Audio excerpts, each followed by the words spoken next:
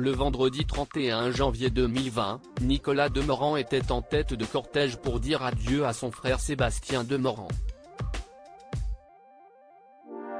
Encore très marqué par ce drame personnel, le journaliste a souvent du mal à cacher ses émotions.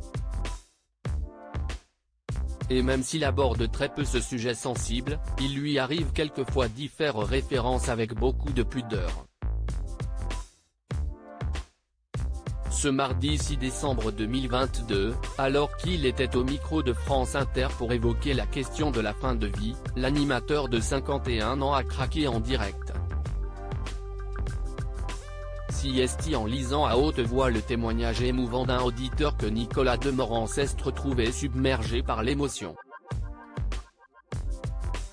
Laurent qui dit « Un grand merci aux services palliatifs de tous les hôpitaux du monde. Mon ex-femme est partie hier. Mes enfants de 16 et 19 ans ont pu rester avec elle durant ces derniers jours, heures.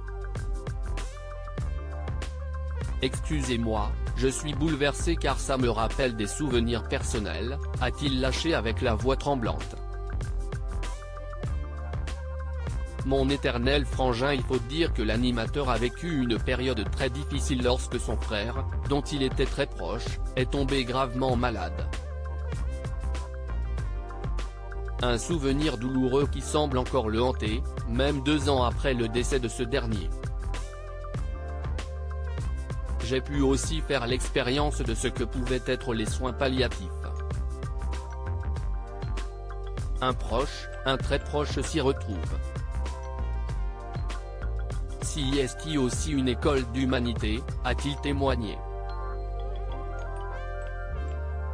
Puis, sa collègue Marie-Pierre Planchon a présenté la météo en finissant avec ces quelques mots, « Neige à la Saint-Sébastien, mauvaise herbe ne revient ». De quoi inspirer Nicolas Demorand pour le mot de la fin. Et je n'embrasse un de Sébastien, mon éternel frangin. A-t-il lâché dans un souffle.